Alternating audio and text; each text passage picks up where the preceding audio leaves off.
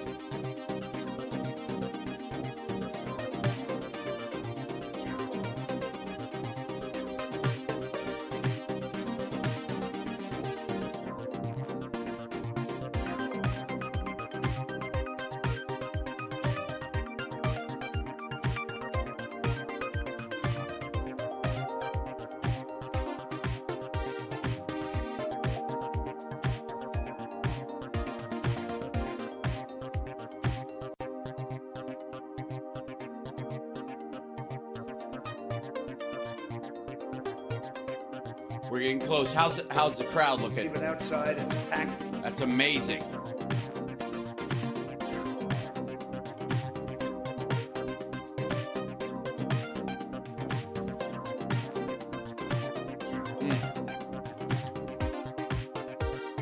We're on Instagram right now. Hi, Instagram people. What's happening? Facebook. Hello, Twitter, as it were.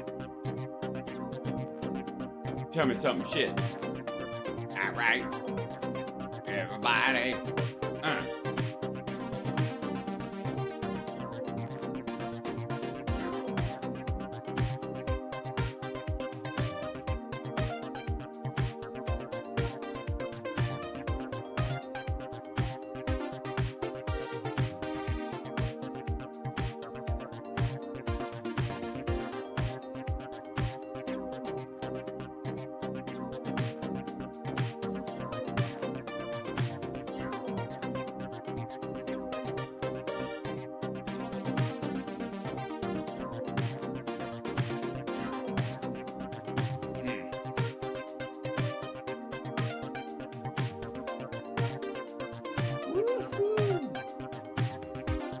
Yes.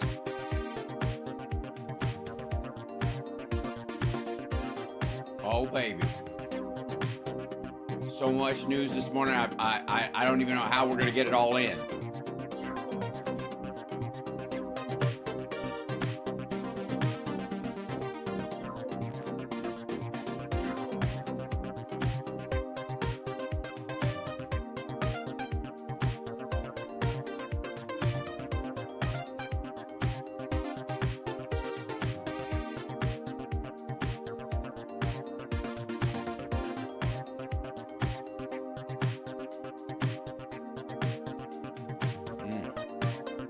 Almost there.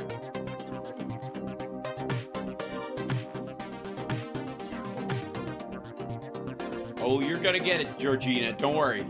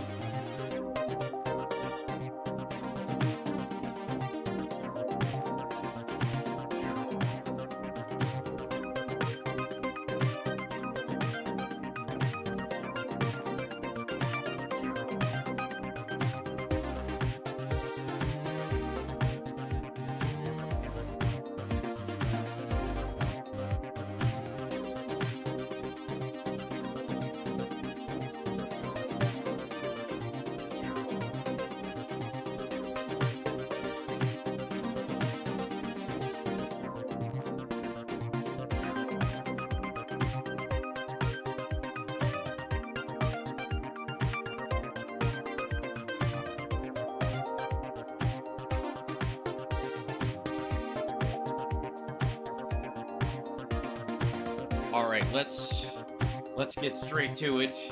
Let me try and put this here. What happens? I'll push this button. Oh yeah, that's normal. No, that's not. What? Okay, if I push this, what happens? It's a malware called Q-Snatch. Well, I don't want that. How about this button? Oh, River. My goodness, that was shocking and yet somehow pleasant.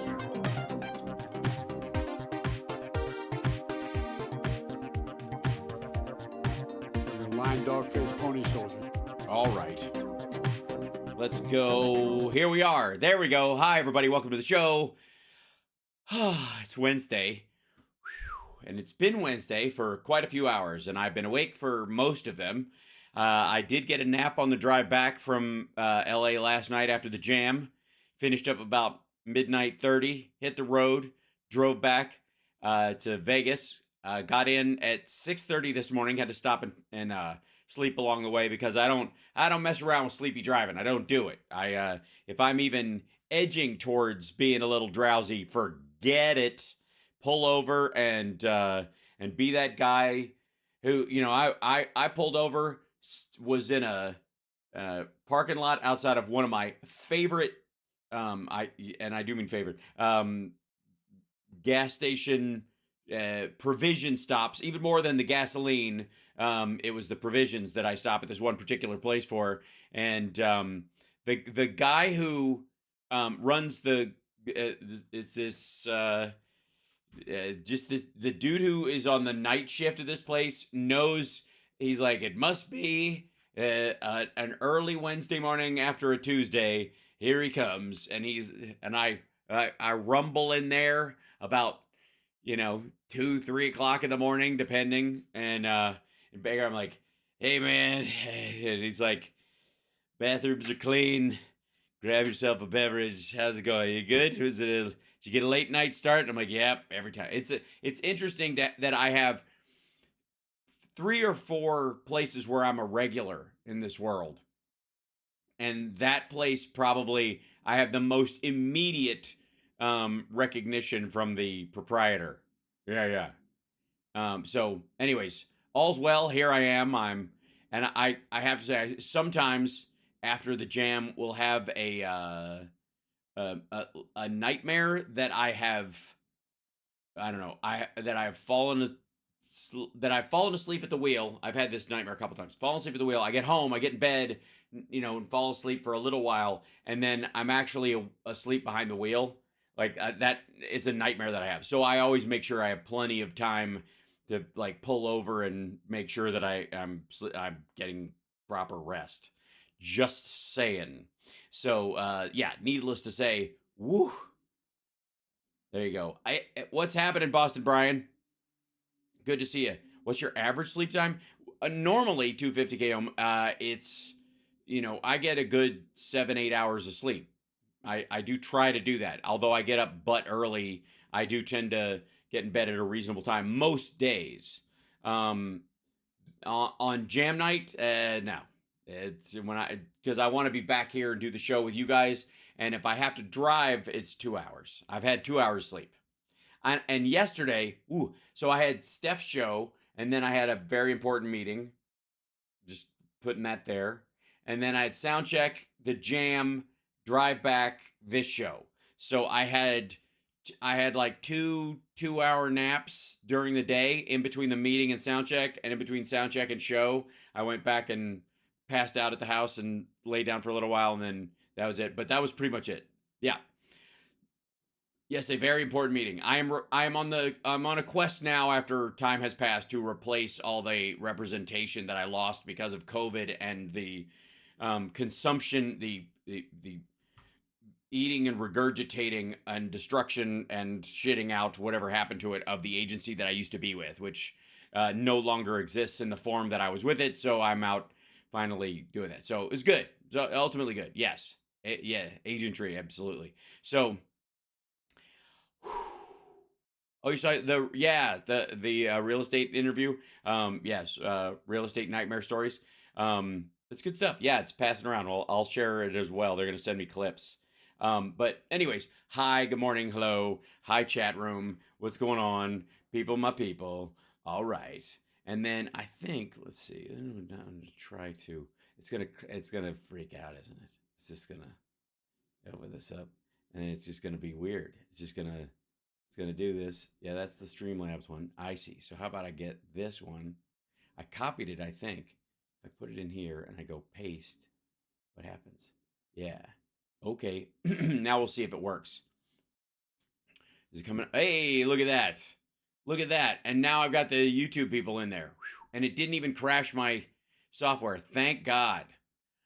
Philip Bittner will be joining a second hour, which is the main reason why I'm awake and doing this show in our normal setting, as opposed to like putting a laptop on my chest and going, just pretend I'm Trump in court. If I can, and if I can stay awake for this show, he can stay awake for court, because he has an entire like substructure of people keeping him awake. Now, yes, shall we go to Trump stock? Check in on it. First of all, it's hard to get a genuine look on it. Thankfully, we have our dear friend Mark Kremer, who is, let's see, I'll open in browser, and then we'll open this one also in browser. There we go. So pretty rough stuff. Here, if I may, everybody, here is the, yeah, this will do it. Truth Social streaming announcement is rearranging deck chairs on the Titanic, says Quartz. Okay, for the record, no. You are not giving it nearly enough credit, because the streaming announcement and the availability of it is going to bring yours truly, who has a Truth Social account, because it's free, and I am not buying anything from its advertisers. So welcome to the reality of social media, ladies and gentlemen. If you're going to start your own social media, understand it only works if it's free, and it only works as an ad-based revenue stream if the people who are on it aren't there hate watching you. It just doesn't work that way. Ask Elon Musk, because still got traffic, nobody wants the ads. Anyways, so that's going to help. And P.S. there's our current as of a few hours ago, I think. Yeah. Oh, it's such a, yeah, I hate to see it. You can't post links to it. Well, I'll fix that, Andrea. Don't worry. So good stuff. Meanwhile, this isn't even the good news financially. Can I just say, this is not even the really, you guys, chat room, let me tell you what. You know how one of the things that I hate the most about Donald John Trump is and his ilk, him hiring people like Wilbur Ross and Kudlow and shitheads like that, where I have suddenly had to become a student of economics. It's at 26, 29. Oh, it's so good. Yeah, somebody's dumping a bunch of money into it, trying to keep it afloat. It's not going to work. Those people are going to lose money. It's super fun. Please, right-wing meme stalkers, knock yourself the fuck out. And I'll show you why, because we actually have their a new filing on Truth Social's whatever where's this guy? This guy right here. Let me show you. This is see this shit? This is the filings you have to make if you're a company, like a publicly traded company. There's the prospectus, cautionary note regarding forward-looking statements. This is we're totally full of shit. You know how Trump was bragging about him having the best bullshit clause on his businesses? Yeah, welcome to that world, but in the area where the SEC can truly go after you, where pump and dump is real. This is curiously enough, the pump and dump idea is that Trump would just be happy to dump right now, and I must say, on so many levels. Both, and I stand by this, everybody who thought that him sleeping in court was big news, wait till he takes a shit.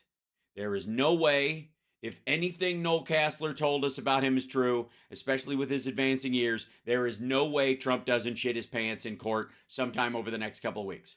It's going to happen. And if it's as noisy and smelly as rumor has it, it is, the jury's going to know it.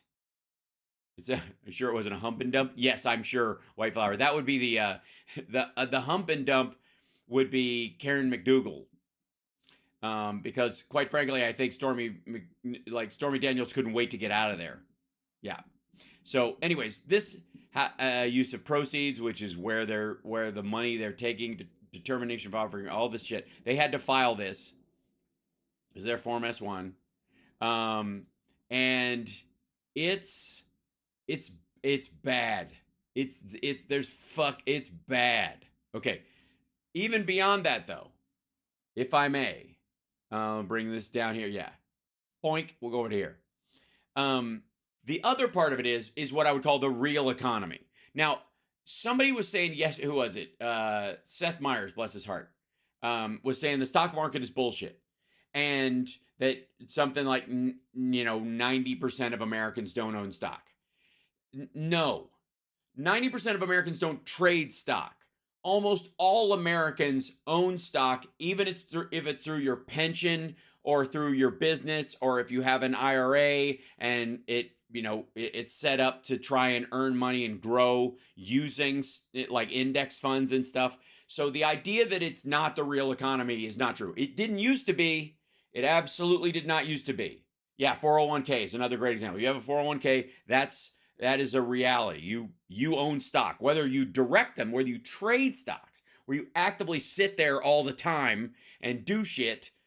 And it's not 90% of Americans don't trade stocks, but 90% own stocks. No, something in the order of, as far as adult, gainfully employed Americans, if they're paying into a 401k through their business, or they are in a union, your union pension is more than likely in some stocks. Okay, some people, Adam's trading right now as we speak. There's a lot more. Yeah, so I like Seth Meyers a lot, but it's not bullshit. It's not at all. And Seth Meyers has a lot of stocks. He has a business manager who handles it for him, so he does not trade stocks. 90% of Americans do not trade stocks, and 10% of Americans have some sort of active engagement. By the way, that 10% that trade in stocks, they have an active relationship with their wealth manager or something. So they talk about it all the time, or they talk about their greater investments because they are wealthy and retired, and so they are watching this kind of stuff. Okay, and then of that 10%, 10% of that are like, not even, maybe 2%. 2% of that 10% that actively trade are like day traders who are always on shit. Okay. Ichabod made 15K shorting Truth Social. Holy shit. That's very impressive. So, but you get my point. It used to be bullshit, and now because of E-Trade and Robinhood and all these things, you can trade stocks, and you don't have to have like access to a broker like you used to. It is way more democratized than it ever has, and I've told you guys this a bunch of times, but the meme stocks, the reason meme stocks are having an impact on the market, specifically like GameStop and AMC and those kind of things, the reason they really did, they screwed some huge financial companies and investors who were trying to short these companies, and the people who like those companies, especially GameStop, decided to fly in and save them from being fucked by these giant corporations who don't care whether they live or die, just want to make money off the end of it, especially AMC, which is, like the GameStop guys you could figure out. GameStop, the people who were trying to save GameStop were largely gamers and people who used Robinhood and the like, and they're like, fuck you, you're not going to short them out of existence, which is what they were trying to do. Like there were hedge funds and groups that were shorting GameStop on purpose, never owned the stock in the first place, shorting it without owning it. Okay. and people who liked GameStop came to its rescue. A lot of the memeing around AMC, for example, was people shorting it post-COVID, where it was on the back foot because people weren't going out anymore. So of course theaters were screwed, and so they would basically like flatten that entire American company by shorting it. And again, you don't have to be an American citizen to buy a stock through the American stock market. And so there were situations where like Russian oligarchs, Chinese oligarchs, like Iranian wealth funds, Saudi Arabia, like literally want to fuck the American economy as a form of warfare, really. We're engaged in these kind of shorts on a lot of fronts. So people were running into something. Okay. And that wouldn't be possible if only 10% of Americans were in the stock market at all, period. If that was true, those companies would have been screwed a long time ago. And now, currently, like the meme stock fans, the Robinhood kids, and the E-Trade kids have more money in the U.S. stock market of their own money. They take money from their fucking day job or their IT job or wherever whatever that is. They put that money into the stock market, and they actively participate in buying and selling stuff. And they're in, Kathy Wood's ARK investments for future stuff. And then they're buying and selling Coca-Cola based on how it's fluctuating. It means something to them, right? So no, it's not bullshit, and it's not detached from the fucking economy the way it used to be. It's not an example of one-to-one of how well the economy is doing, but it's way closer. Okay. And also, our debt to GDP ratio is fine. It's not, would it be better if we didn't have that $6 trillion hole that Trump's tax cut blew into it? Sure. It would be better. But insofar as debt to income ratio, most people's mortgages are more than 6 times what their individual GDP is, your income from all sources. Your mortgage is way out ahead of that. Every human being who has a mortgage, they've got a $300,000 debt. They got $60,000-$70,000 coming in. That would, if the U.S. was kitchen table, family discussions. If you paired 1-to-1, we'd have a 800% debt to GDP ratio. It'd be ridiculous, right? Okay, so the whole cites financial risks of rising debt. They're going to cite that because expensive debt is a pain in the butt, and it diverts funds from other stuff, which is that you can use for infrastructure and social programs and after school programs and shit like that. Stuff that you can pad the economy on because those are foundational. Okay. Mm-hmm.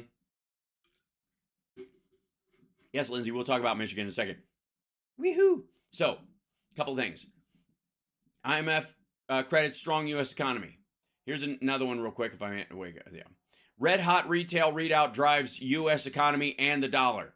So Americans apparently, no matter what Donald Trump tells you, are not like unable to afford things. Things are more expensive, but wages are coming up. Wages are outpacing inflation. And even though gas is expensive, it's not stopping anybody from buying it. And it's also not eating into everybody's bottom line. This isn't the 70s. It's not the same thing. People complain about it, and some people are hurt worse by it. And there's certainly an economic level in the country that needs more support when shit like this happens, and they're getting it in large part. But this has fucking no comparison to previous stuff. And also, yeah, it also has no comparison to other times when we haven't been coming out of a pandemic. I think most people still are aware that most of the things they're going through, no matter what Fox wants to tell them, are not monetary inflation from money printer go burr bullshit, but the fact that the whole fucking world is still coming out of the pandemic, and the impact from that, and reshoring of factories and deciding not to have stuff made in China anymore and moving it to the United States or moving it to Mexico or moving it to Vietnam even, is a costly enterprise, and we are paying what's effectively an anti-slavery tax. I've talked about that on here before, but that's what you're doing. When you take a factory that you used to, specifically, when you seriously, um, when you move a factory from a place that used slave labor to a place that doesn't, guess what? Shit is gonna be more expensive. Not a lot, not double, not triple, not 100%, none of that. But it's going to be a $6 shirt's going to be $7. And on paper, that's an enormous leap, but a small price to pay to eliminate slavery. This is an anti-slavery tax that is happening on most of the goods. Now, oil, what we're paying is an anti-war and terrorism tax, because effectively, the more we extract ourselves from using oil and being involved in the international oil market in a way that's material to us being able to just drive our fucking cars everywhere, beyond what we produce in this country, all the while we're engaged in that shit, we are also engaged in areas where we will be protecting tankers as opposed to, if we had to choose between a tanker and a boat full of goods, we would always protect the tanker, because the tanker represents a lot more goods. It doesn't just represent the oil and gas that will be made from that. It won't just represent the stuff that, we get driven in trucks from the post office to our house, or our cars going to and from work, but also diesel, tuk-tuks in Cambodia, and trucks in Africa taking, aid out into the middle of fucking nowhere, and those people will die without it. So we protected the tanker itself because it's a limited resource and it was spread very thin. The less you spread that resource thin, the less we use it, and the West as well, the less we use it, the more it's available. And so one tanker gets taken or diverted, it's not the end of the world. And so you can really focus on the goods and the food and the actual stuff. Yes. Thank you, Celery. I think it's a solid example. But anyways, this is why. This is why the American people are still buying all the shit they need. They're still buying gas, and they might grumble at the pump, but they recognize it's not 1982, it's not 1977, it's certainly not 1929, no matter what Donald Trump wants to tell you. And it's even not, I guess, like 1919. Yeah.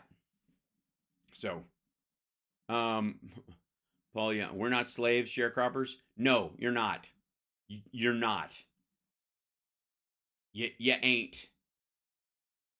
And like the idea, like anybody who calls themselves a wage slave in on our side of the aisle, the faux aggressive crowd that says that shit, who talks about like wage slavery and that this is like we're all kind of slaves because we're debt slaves because of the shit we buy. Fuck you.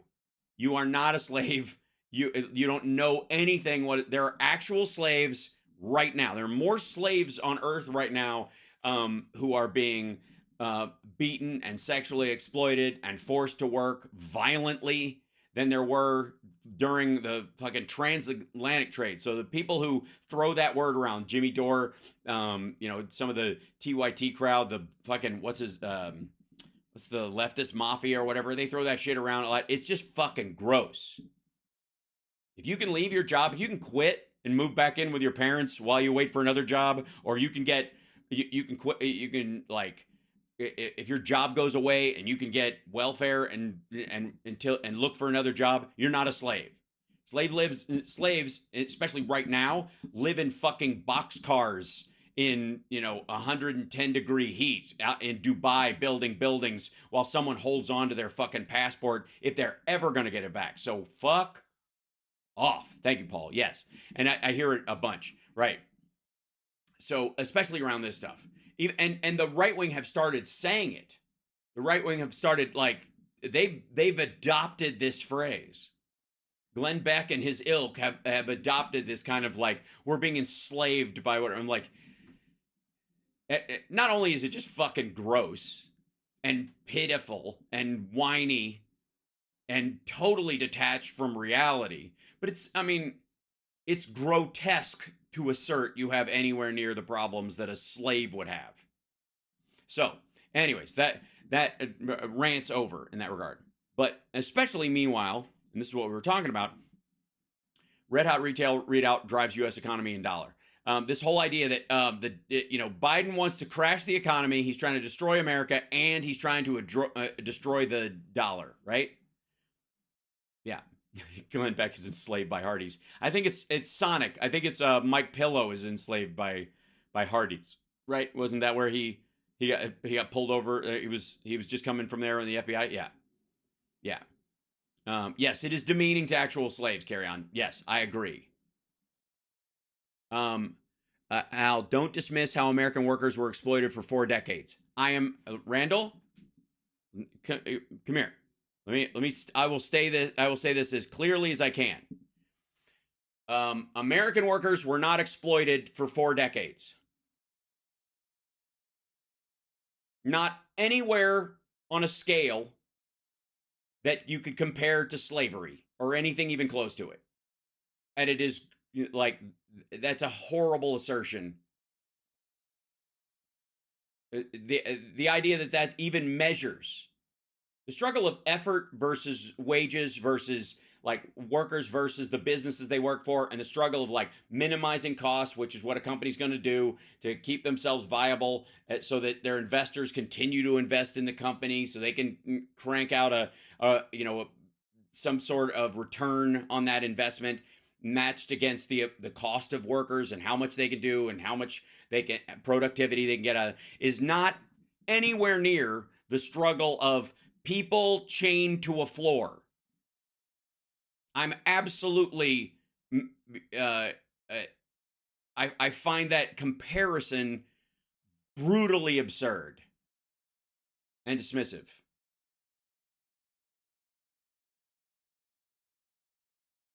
I'm just saying. And by the way, the exploitation of American workers is a going concern between the worker and their boss on a level that no other human being up till maybe 100 years ago had any say in at all. There you go. So just saying, it matters. It matters to me. That compares. You can't even compare it, and it is the height of privilege to assert such a thing. So other than that, I have no opinion. So this is another. Here's another word. Like hold on. Let me slide this down here. This is probably the worst one for the Trump crowd. I found this particular. BMO chief says U.S. economy improving, calls California a strategically important market. Oh, Gavin. Oh, this is not what the Republicans want floating around. And understand, is this the kind of articles you and I would normally read when we're flipping around looking for something in the news to catch up on what's going on? No. But you know who is reading this shit? You know who is absolutely diving into this, into the this specifics of this particular report? Wilbur Ross, Larry Kudlow, Maria Bartiromo. They all see this and they know it's right. And the existence of reports like this are the kind of thing that are making them lie for a living now. How'd you hear Newsmax settled with a voting machine company? No, but that makes sense. I'll check the amount of it. Yeah, they were on their way to doing it just like Fox was. Yeah, because they've been covering their ass for a while now. We've seen a couple of times where Newsmax pops in and covers if any of their hosts or guests start shitting on the election. That's where they were headed. Yeah, because they know they did wrong. They wouldn't if they thought they were still in the right. Yeah, OAN's fucked, and probably RAV as well. That said, how about this guy right here? Whoops, get out of here. Go away. Quit it. Why would you do that to me? Okay, never mind. Here you go. How about this one? This is, again, these are not the sources you and I pick up on the regular. These are not, top of the Daily Beast or Raw Story, maybe even shit that you won't see floating across the headlines on Twitter, right? Where people are kind of picking up as their news aggregation. As a matter of fact, if you ask me, the algorithm on Twitter is specifically designed, on Shitter, is specifically designed to downplay stories like this. No spec, me boys, no spec. They were specking uphill, me boys, and it was too late. The stunning strength of the U.S. economy means soft landing may already be here, Evercore founder says. This is from Business Insider. The U.S. economy may have already stuck the soft landing, according to Evercore founder Roger Altman, meaning there's not going to be any kind of recession to speak of. Like, even if it tracks, 2 months of, like, if growth slows at some point in a quarter, it's still not going to qualify because everything else is so high. Yeah. OAM. Oh, OAN did. Okay, Lucius. Okay. That's bigger news. That's with Smartmatic. That's the smaller case too, as opposed to Dominion. Dominion's the one that everybody's scared of. Smartmatic is trying to get to everybody's money before Dominion comes in. Yeah. Why is Biden putting chip factories in Texas and Georgia? Because for a couple reasons. One, the availability of resources for those specific specific types of plants, and the amount of land that you need for that kind of thing. They got to be a certain proximity to water, that kind of stuff. But also, I got to tell you, helping out these red states is one of the big steps towards, like, growing support for the Democratic Party across the board. Is it going to happen right away with MTG in that crowd? No, because she has the biggest car battery factory in the United States, if not the world, in her district because of Biden policies. Yeah, Biden wants to go to a groundbreaking with MTG. That's exactly right. So, anyways, the investing veteran pointed to resilient growth, which has crushed expectations over the last year. It's the big reason the stock market remains strong despite concerns over Fed rate cuts, Altman said. The U.S. economy may have successfully avoided a recession and is already gliding towards a soft landing, according to Evercore founder Roger Altman. Investment banking chief pointed to rising fear of an economic downturn, especially as interest rates in the economy look poised to remain higher for longer. But the U.S. economy has been amazing in its resilience, Altman told CNBC on Thursday. Growth has surpassed economists' expectations. The real GDP expected to surge 2.4% over the first quarter, according to the Atlanta Fed. The job market also looks to be on rock-solid footing, despite firms battling tighter financial conditions. And you know what that is? Do you know what battling, you talk about, like, the wage slave people out there? You know what that means? Tighter financial conditions? Wages. Hiring workers, paying them what they're worth, and the cost of borrowing. The profit measure is still good enough where it's worth it to them. The unemployment rate was at a record low of 3.8% in March, around a full percent point lower than what the Fed previously predicted. That's what they've been fighting. They've been trying to drive it up because, again, okay, real quick, chat room. Let's revisit this again. There is a thought in business, it's Volckerism, if you want to call it that, which is the idea that the reason we have high interest, we have high inflation, is because there's too much money in circulation, because people are making too much money, which means the unemployment is too low, and businesses are having to spend more money on workers than they should have to, and it's pushing the cost of work up so that people have more money from their job to spend, more free time, God forbid, and the more buying and purchasing ability in the United States. So there's just too much money in circulation. So what you have to do is you raise interest rates, harder for companies to borrow money against that, and then they have to fire somebody, and then unemployment goes up, and your sweet spot is 5% unemployment, 2% inflation, and 2.5% wage growth over top of that, and it just chases that way. That's really that's the Volckerist idea. The problem is the idea that there's too much money in circulation is fucking stupid, because there's no way. First of all, the United States, that's why this one's in particular, like, this is important. Red Hot Retail drives the U.S. economy and dollar. Again, ladies and gentlemen, if I may, Real quick for the everybody back in the cheap seats and any of the maggots that might be rolling in here. By the way, hit the like, subscribe if you feel like it. That'd be lovely. Greed is capitalism. No, it isn't. Capitalism is just a word for measured effort through monetary means to create more effort or seed other effort. That's what capitalism is. What people do with it is different. You know what I mean? That's a different conversation. Greed is not capitalism. Capitalism is not greed. Again, everything you do has a profit margin. Everything in your life, your entire, it is democratized economy. That's right. Everybody can play a part in it. True. And also, if I may, this is the analogy, and I don't know if everybody saw it the first time I said it, so I'll reiterate it.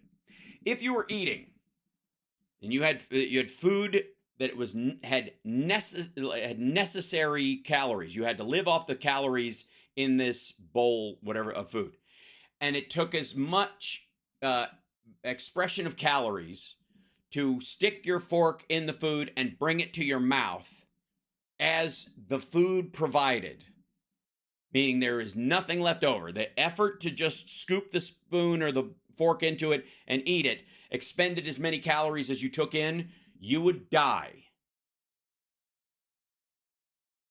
You would literally be better off cutting off your limbs and sticking your face in the bowl. It's the only way you could survive.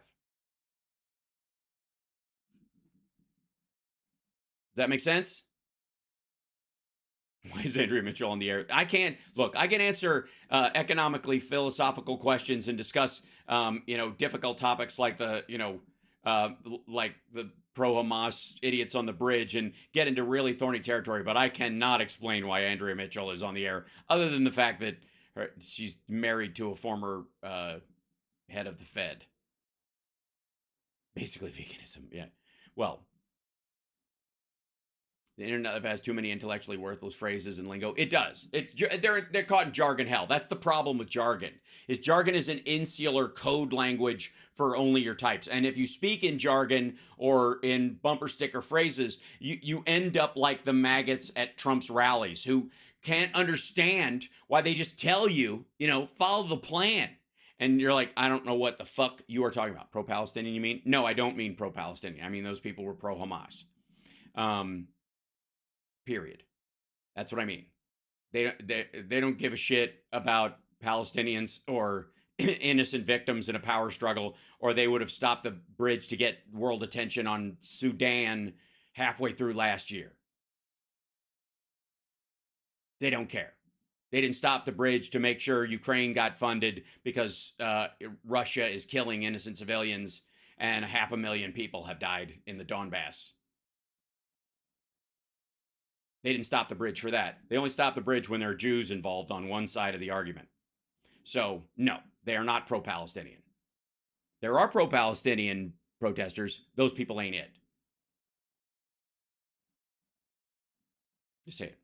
Yeah, Sudan is horrible, but none of them give a shit and wouldn't know a thing about it. So, back to the dollar. So, Glenn Beck, you'll hear all the time, is that Biden is trying to make the dollar worthless. He's trying to destroy it. Well, first of all, there's a bunch of countries that allegedly hate us, that their entire economy is shored up by the dollar. It is the under the table currency. So it's flowing everywhere. Even if they do money printer go burr and make a lot more dollar bills, there's an appetite for them worldwide as a trusted currency that goes beyond our borders. And the idea that we print a bunch of money and it's isolated to the United States, like we're pre-Bretton Woods, is fucking dumb. It's not 1920. There are more dollars in circulation worldwide than in the United States, practically, physical ones. So, it's just aggravating. So, anyways, in general, I guess the big question is, and I put this back to you, if you have too much of something, is it worth more? Does the value of something go up if you have too much of it? Ever, in any situation.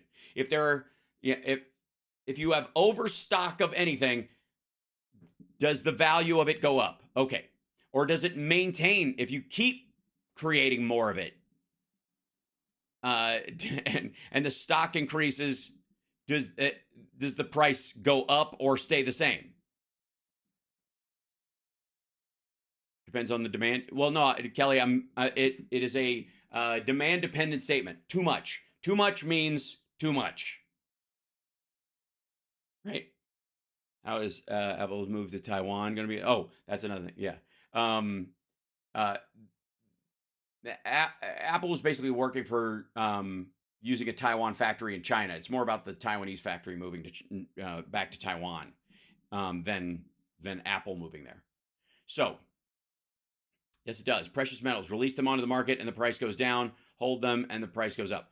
No, again, if you release them on the market, no, that's a manufactured resource shortage because you are, and no, if you release them on the market, yeah, if you have too much of something, that's releasing them on the market, Wes. No, precious metals, that doesn't qualify as a version of that at all, Wes. If you release them onto the market and there's plenty, the price goes down. If they don't have enough and you hold them back, the price goes up. That's exactly what happens. Yes, that would be artificial scarcity, but it's the same impact. If there were too many dollars in circulation, if there were just, the U.S. was just creating debt and printing bucks, and that's all we did, and that's what Democrats do, and yada, yada, yada. If everything that Maria Bartiromo and Glenn Beck were saying about what Biden is planning for the fucking dollar was true, the dollar's value would not go up. It would not be it's worth more than $1. It has been worth more than $1. It's one of the things that's driving this Volcker's reflex in the fucking Fed. They don't get it. Because they are trying to solve for the equation of why things are more expensive and why inflation has gone up and all that kind of shit without factoring in COVID. They want to pretend like COVID never happened. They're acting like, I don't know, last time we had some sort of a pandemic, it was some sort of like H1N1 came around or something. This didn't happen. Yeah, because the entire world economy didn't shut down. It's absurd. It drives me. Yes, it's Econ 101, totally. Beware of slacktivist, faux-aggressive Democrats. Yes, faux-aggressives is the primary point. Yeah. 1984, rewrite history. Oh, look, a web page. Let's change it. Right. Well, 84. It's weird because a lot of them.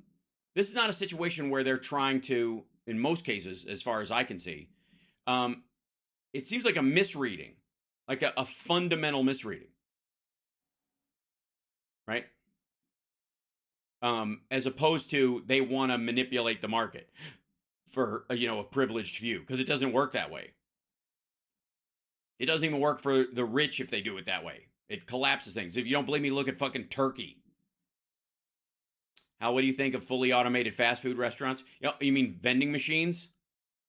The price of eggs went up though because they were scarce. Right. Because there were fewer of them. Or the fuel to transport them, there was less of it available. And again, the more we extract ourselves from the use of fossil fuels to transport things, the less we need that, and we have to care about the fluctuation of the price or the manipulations by others, because again, it's artificial scarcity. That's what OPEC is engaged in. That's what Russia is engaged in. They create an artificial scarcity, and they use that artificial scarcity to control the economic stability of other countries. What the fuck do you think helped, besides him manipulating the hostage situation, helped Reagan get in office? They didn't like where Jimmy Carter was headed, especially with this solar shit. Yeah. So, anyways, other than that, I have no opinion. And it drives me a little crazy when people talk about, I mean, this isn't apples and oranges. This is apples and cats. Look at it. Here you go. With the Middle East anxiety still brewing in the background, the red-hot U.S. retail readout for March has underlined the sheer strength of the economic expansion there and is supercharging the dollar. Look at this. Look at this. I haven't even read this article yet. Around the world. Around the world in a day. All the little babies sing around the world. I was listening to the Prince album Around the World in a Day. And can I say that just it's just still awesome. How much Chinese wealth has gone into American treasuries and real estate? A ton, Chris. A lot of Chinese wealth. They're sneaking it out of the country as best they can, buying Bitcoin and then transferring that Bitcoin into real assets in another country, and then selling those assets or that money and buying into the U.S. stock market because it's safe. No question. China's first quarter GDP annual growth of 5.3 did surpass expectations because it's bullshit. No one believes this. No one.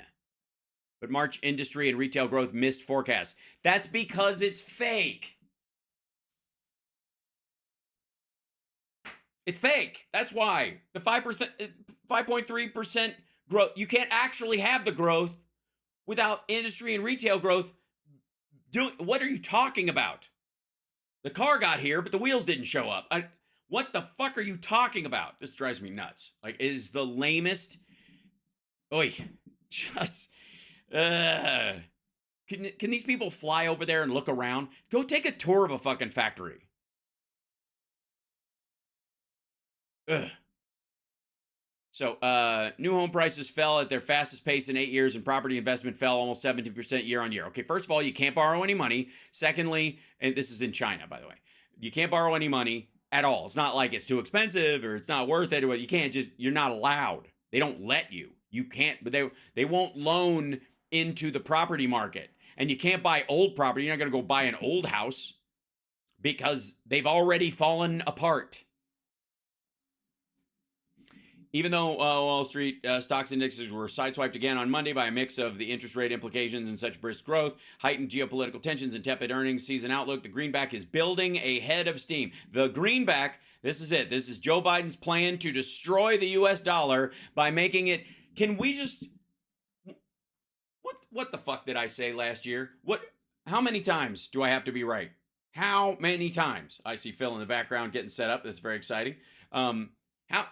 Remember when the BRICS currency was gonna eat our lunch? Remember that shit? It was the new China's gonna eat our lunch was the BRICS currency. They were gonna make, and this was the part that I was like, what the ever-loving dog shit are you talking about? I talked about this all, like, everybody was decrying this. Everybody was saying the dollar's done and the petrodollar's done. And okay, first of all, there is no petrodollar. And if there's a petrodollar, there's also an electronics dollar and and a corn dollar, a grain dollar, a livestock dollar, or whatever. Because it's the literally Test the 1 2 lubrication. 3. Test 1 2 3. There you are. I hear you. You hear me? He's making noise. I hear him. We hear you. Don't hear you, Hal. I hear you. Hold on. Hold on. Let's go back to me. I hear you, Phil. I hear you fine. But you do I not don't have any sound, buddy. Hear me. Okay. I'm sending audio your way. I'm sending audio his way. Problem. There you go. He's gonna. Hey, see, I was like, I thought that was pretty good, right? That was, yeah. There you go. Yeah. Oh wait, now I lost your audio. It came and went. That was weird. Got a feedback loop, I think, and it cut itself off. There you go. There we go. Better. Yep. How about that? How about now? Sounds great. How about I'm gonna copy. Okay, I'm gonna copy you. You hear me? Excellent. I'm gonna copy you in, and I'm gonna post you in live because every time I try to do this in a way that use the behind the scenes way of doing it, it always collapses on me, and I hate that, and that's the thing. So we'll put this in here. We'll put this in here, and hopefully it will not freak out. And there we go. And as it's popping back as you enter in, which should happen right there, he is, ladies and gentlemen, Philip Bittner joining us live from Kiev. How are you, good sir? In the On the Edge studio. I'm gonna make you a little larger in there so you can bring it in there. I seem a little out of focus. You'll get there. Nope. Sometimes it takes a moment for the. You look good. It looks good. Yeah. Yeah. Takes a minute. It's coming along. We're pretty much there. Yeah, you're a little roomy. I'm hearing either your mic's far away from your mouth and you're getting reflection, or you're getting, or the source is coming from somewhere else. That is entirely possible. Thank you. Thank you. How I about think if so. I change this? The hold on, audio settings. The How's that? currently, hey, there That you any go. better? Yep. Is that better? Mm-hmm. Okay. Seems to be. I'm gonna refresh this and see if it comes back up. But there you go. Yep. Yep, that's Sound. fine. Yep. Sound good. Yep. So everybody, Okay. Philip, everybody, there we are. Good to see you. Everybody's saying you look great. Clean image. I was just having a big talk about how, remember the BRICS currency, China and Russia and Brazil and South Africa, their little like toady sub-state that went straight to the IGC and totally looked past their basically state-sanctioned murder that's going on in South Africa right now, to call what was happening in Gaza genocide and all that kind of stuff. Which again, you have every right to go do that, but as my mother would say, consider the source. That all that's happening right while we're looking at this stuff, and people are blocking the Bay Bridge, and they're not doing it to protect Ukrainians. They're not doing it to protect the Sudanese and all that kind of stuff. So, meanwhile, if I may, there's this whole thing about Biden trying to destroy the economy and the dollar and America and making us weak and all that kind of stuff. And I have some questions for you, and so does the chat room, I'm sure. But I have some specific questions for you because you were stationed in the Middle East. You went through all that stuff. And the Iranian attack, we didn't get a chance to talk on Saturday, but the attack by Iran on Israel, your thoughts on that? I certainly have my own. It'd be a good conversation point in terms of the depth of that stuff going on. But ultimately, the BRICS, like crypto dollar that they were going to use to supplant and work around the US dollar, they're two idiotic frigging things about it. One, primarily that these countries are going to agree on a value point on their own. Yeah. Whose currency is going to be the thing that Who are shores you it gonna up? pay it to? China's, Yeah. Russia's, who's Brazil's, Iran's. Like, get out of here. Like, they're gonna agree on which one of their separate, they create a new euro, but one of them's going to be pegged to them. And then ultimately, what did they want to peg their crypto to? Their digital dollar, their BRICS digital petro thing, to the US dollar. It was gonna be a US dollar coin, meaning that if the dollar goes up, it goes up. If the dollar goes down, it goes down. So it literally puts the US economy in a protected class. They can't even attack it without attacking their own currency. And these are the people that Donald Trump says are brilliant and at the top of their game. It was like, that's the stupidest fucking move I've ever heard of. Yeah. So Yeah, and there's no love. Ultimately, there's no love between Russia and China. right. And right now, I mean, there's a lot of criticism, as much as we can hear verbally, Right. Or is it allowed. gets out from Russian. Yeah, that's allowed in Russia. Of already the Russians being like, why are we bowing to the Chinese? Why are Yeah. we becoming a client state of China? And that's only because they're having to go with their hat in their hand for munitions to China. Think about what would happen if the ruble was pegged to the yuan. I mean, it would be humiliating. And we've talked about this in the past. So much of what Russia does is about prestige. It's about prestige of the nation state. That's why many Russians allow the inhumane treatment of the citizens within Russia, because the idea is the individual doesn't matter. The state matters. This great thing called Russia is what matters. And if you have to go and become a client state of China, which, remember, I mean, it gets far more complicated than this, but in many ways, Moscow for 700 years basically was occupied by the Mongols, which they see as Chinese. It's a whole thing. Right. No, it would be devastating for Putin to peg the ruble to especially the Chinese yuan, but any other currency as well. It ain't gonna happen. Yeah, it is stunning to me that that people think they're going to work this stuff out. that they're gonna sit around a table, that these countries in particular are gonna do this. Meanwhile, China is back home renaming Russian towns with their Chinese names pre-Russo-Chinese War. They're, Hmm. the yuan, they will only trade in yuan directly, and so something in the order of like 70% of Russia's foreign reserves of, foreign reserve currency, so you can trade with other countries, 70% is yuan. The yuan, it's like, I want to say right now, it's like it's worse than the exchange rate on the dollar, and they can't even do that. They have to do it under the table, even with the sort of criminality priced in. And let's also not forget the fact that there is a growing potential conflict between China and Russia when it comes to those former Soviet republics out in Central Asia, notably Kazakhstan. I mean, there has been leaked military plans by Mhm. Russia planning to go into Kazakhstan and subdue, as they tried to do here in Ukraine, Kazakhstan, which is increasingly getting chummy with Beijing. So Yeah, there's a fault line as well. It's just, it's it's it's fantasy. It's absolute pie in the sky fantasy that you're that right. those countries Th- are going to They're gonna collaborate team up and against work together. anybody. They're going to team up.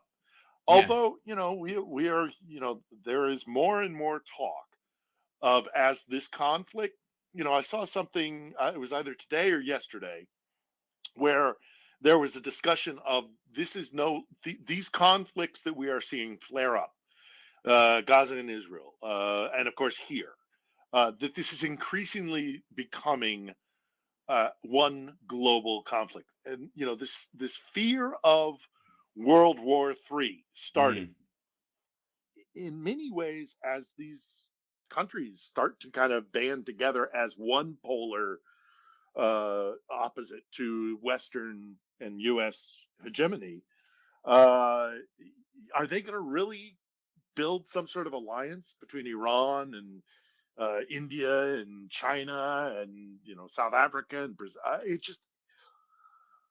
It's not realistic, and it's this pie in the sky idea that there's going to be an alternative, or that there's going to be a eroding of Western power, and ain't going to happen. It's No. just not in the foreseeable future. Uh-uh. And A so hundred and years the down the road, who knows? But right, yeah, but they won't be the same countries at that point. You know we're what I not mean? going to see Like it. None of it us would will have see it. no. And neither will any of the people who are trying to jumpstart this horse shit. And again, we're heading towards I think one of the biggest things that is on most people's minds right now, besides the election this fall, and let me restate, Trump is going to lose horribly. The question is how many of his like maggot followers in the House and in the Senate can get broomed out in that process, and we should be going for maximum impact to drive those folks out and create a wave mandate, which I if the lack of a red wave shows anything, it's the power of the voters coming back and doing precisely that. But there's word about how like Putin is basically trying to create a stalemate at the front, hoping that Trump wins, so that Trump will just pants Ukraine and leave them wanting. But it looks like this week, the vote is coming to the floor on Ukrainian funding. Well, Finally, let's hope so. Let's right? hope so. And Because I mean, yeah, I had this conversation earlier today, my time, with somebody who was in the studio working on setting things up, yeah, uh, and she was asking me, when do you think the Americans are going to betray us? Do you think the Americans are going to let us down? And I had to be honest with her. I said, I can't give you a definitive answer, but I know that come November, uh, that Trump will be out of the picture, and once we get that in the rearview mirror, and hopefully the House is turned into Democratic hands as well. But hmm once we get Trump and the MAGA world hobbled, if not completely in our rearview mirror, we will start to support you. So Ukraine has to make it until November, and they will. There right, is no way that Russia is going to be able to occupy a town like, let's say, Kharkiv. a town which is normally 1.5 million, and by some estimates could be as low as 30,000 right now, but it is still a fortress. Hmm. And it will still be drawing Russian troops into an urban setting of a huge scale. And they're not going to be able, I mean, the latest we are hearing from Russia uh, is that their intention is to take a town called Chasiv Yar, which those of you who have seen my vlogs, I've been to Chasiv Yar. It's the next town down the road from Bakhmut.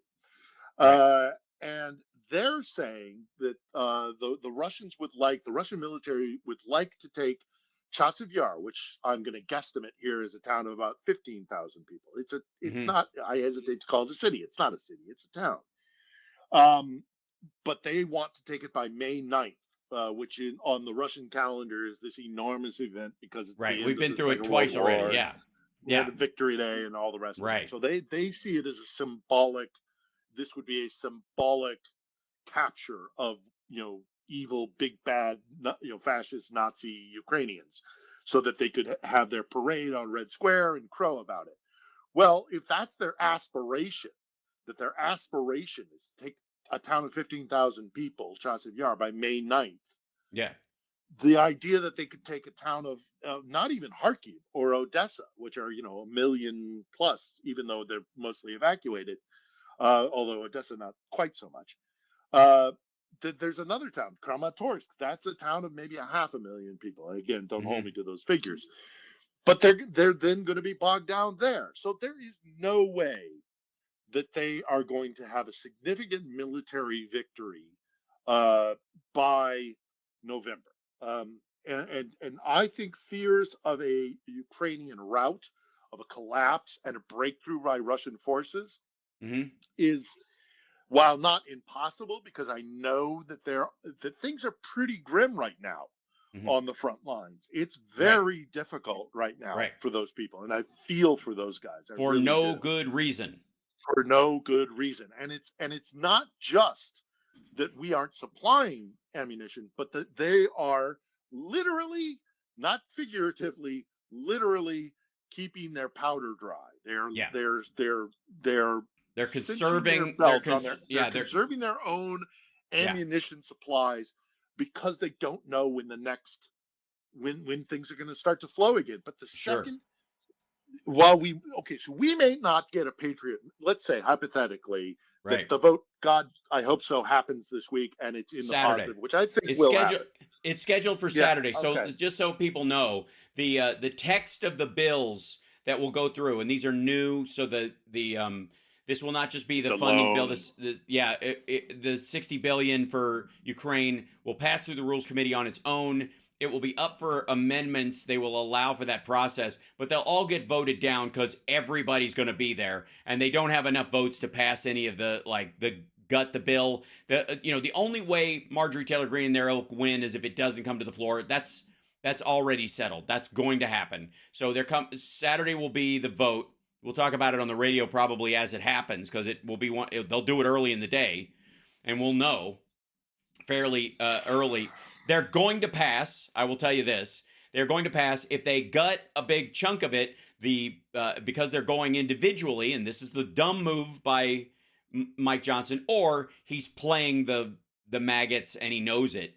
So this is his way of manipulating. If they cut too much out of the Ukrainian bill, the specific part of it, when it goes to the Senate, they'll put it back in, send it back to the House. It will be voted on again because it's already been through that process, and it will pass. And it will be in a matter of hours. The Senate is supposed to go on vacation, on recess next week, but Schumer could hold them until they can have that vote. They could make everybody stay till Wednesday and have the vote on Monday or Tuesday. So, Well, obviously that's all hope. So I mean that's what we're hoping for here. right. But to finish, Yeah. Oops. Froze for a second. Hopefully I'll be God's back. ears, I Yeah. mean, let's Yeah. let's hope so, because we're desperately need it. But um, let's say they pass it, we will not see a Patriot system physically move into Ukraine like on Sunday. So if the vote happens Saturday, we're not going to see. But what we will see is the Ukrainians go, okay, we know stuff is coming, so now we can defend our cities, we can Mhm. defend our troops, we can use the ammunition that we have because we can expect the pipeline to be the tap to be turned back on. Right. So let's hope that happens because it's not hell. It's Yeah. not going well, man. Right. It's not going well. Yeah. We are getting pounded. Last week when we spoke, the last time we spoke was last Wednesday, Mhm. and I got a little upset. Mhm. And I Rightly don't so. regret it. I was Right. justified. I was 100% justified. But I Yes. did go back and watch it because I'm a complete and utter narcissist. No, Mhm. seriously. No, I went back and I watched it because I wanted Take to a review it. number. Hey, and I watched some of the chat, and I love your audience, and you know how much I appreciate you letting me Yeah. appropriate them. But I Mhm. saw some of the people in the chat saying, "Hey, Phil, you're getting overheated. You're getting a little Mhm. bit too." And I kind of went, "Oh gosh, was I being overly emotional? Was I Mhm. being, am I, Mhm. am I Chicken Little saying that the sky is falling?"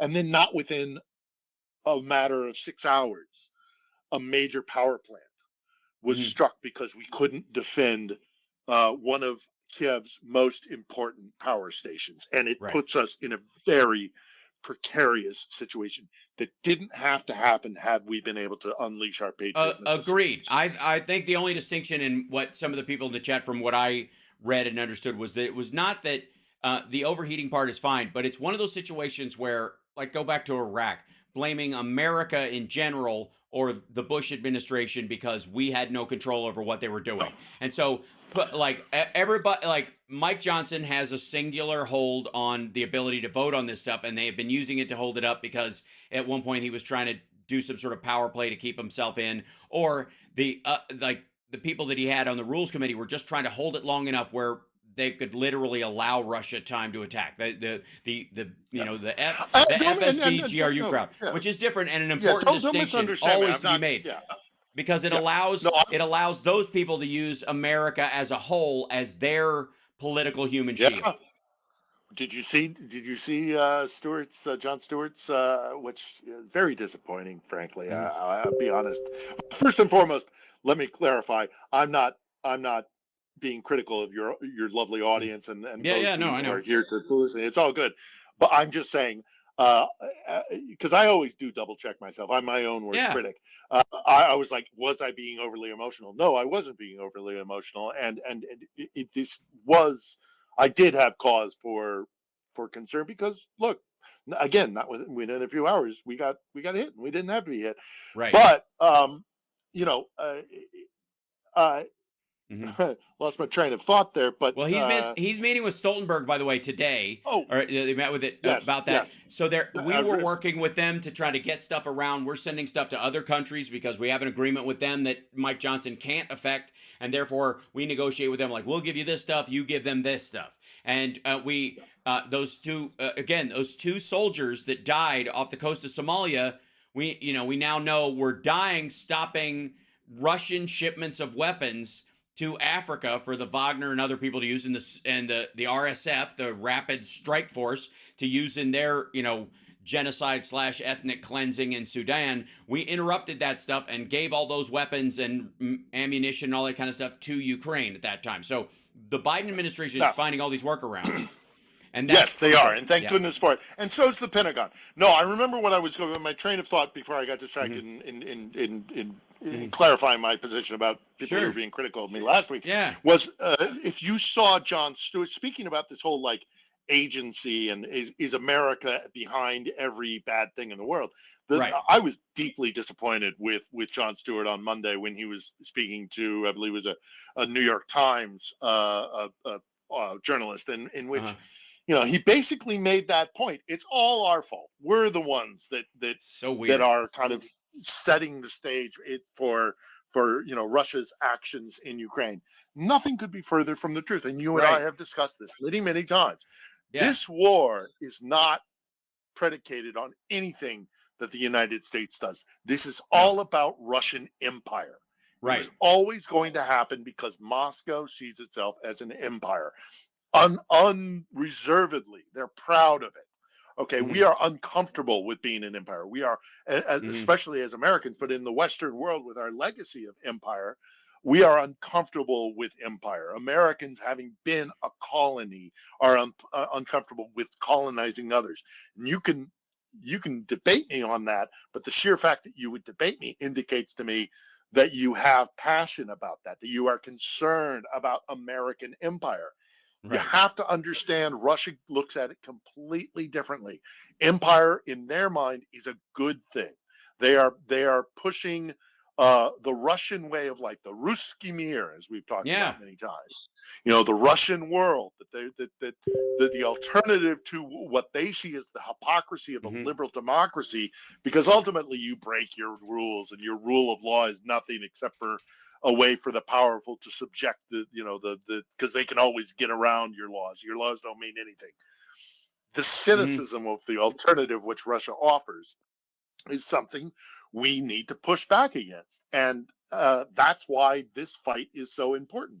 And you speak about the protests happening around the U.S. yesterday. Mhm. The Golden Gate, or what happened in Chicago, or all the various Brooklyn, all Yeah. the protests that happened.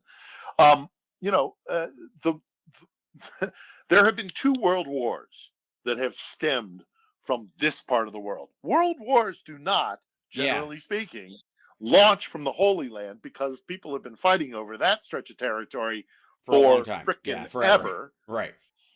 It's just an Whereas ongoing thing. here, Yeah. yeah, this is solvable. As a matter of fact, this is what the war is all about in many Mhm. ways. A resolution of that. And again, another issue that you and I have talked about. But if you don't want to take my word for it, or you don't, listen to some of the things that Professor Timothy Snyder, our best academic when it Yeah. comes to things Ukraine, he makes the point, and I agree wholeheartedly, but I'll give him the credit, is that there's this triangle, there's this stretch of European land where empires have fought over for centuries, and they are resolving, it is being resolved bit by bit. 2 world wars have stemmed from the territory and who controls it between the Yeah. Baltic Sea in the north, Hold on. the Sorry. Whoops. Mediterranean, or Mhm. the Adriatic, and then the Black Sea. That's that isthmus there, that very large isthmus of where empires have moved through and who controls what, has started 2 world wars. The First World War was because of a bunch of Serbs wanted Mhm. to break away from Austria-Hungary and get kind of closer to Moscow. And the Second World War happened because Germany and Russia took big chunks of Poland, and then all the rest of what happened there. But the default lines are here. We can resolve this. Mhm. We can let the Ukrainians have Ukraine, which is really also what this is about, is the resolution of that conflict within the European continent, which has destabilized Europe repeatedly Right. and started world wars, is because of that question. Now, if we let Ukraine be controlled by Ukrainians, that will resolve that, and we will put that chapter of European, and by extension global history, in the history books. We'll put it behind us. But if Russia continues to think They that get a it can toehold, and this. Yeah. expand and, yeah, conquer, this will never ever stop. So don't. Right. Look, what is happening in Gaza and Israel is catastrophic. It is awful. I hate seeing it. I've been to Israel. I've covered Israel. I've covered the Second Intifada. I've been all throughout the Middle East and the fault lines and the conflicts within the Middle East. It is a mess. Yeah. But this part of the world, this can be resolved. This chapter can be closed. But Mhm. one way or the other, this war, it's already happening. And so, Right. however this war ends or is resolved, is going to change the course of history. Either Moscow will be ascendant, and it will exert more and more pressure and control over Europe, and it does, not just in terms of tanks, but in terms of their influence and control of Europe, which is what they want. Yeah. They've said it openly. Um, or Western liberal democracies will find a very strong, powerful ally in Ukraine. And while I sympathize with the protesters on the bridge, or in all the other protests that happen, and I tread carefully here because I don't want to understand, but at the same time, I have to notice if Ukrainians were people of color and it was a Mhm. colonized empire, I think we Mhm. would be looking at this conflict differently. And I hate to say that, and I get Well, with very that uncomfortable specific with group of that. people, because again, there's okay. Yes, Let me. yes, yes.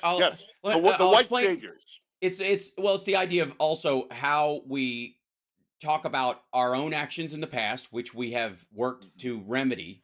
The Pax Yep. Americana, the long peace, as they call it, post World War II, that the United States was the prime mover in.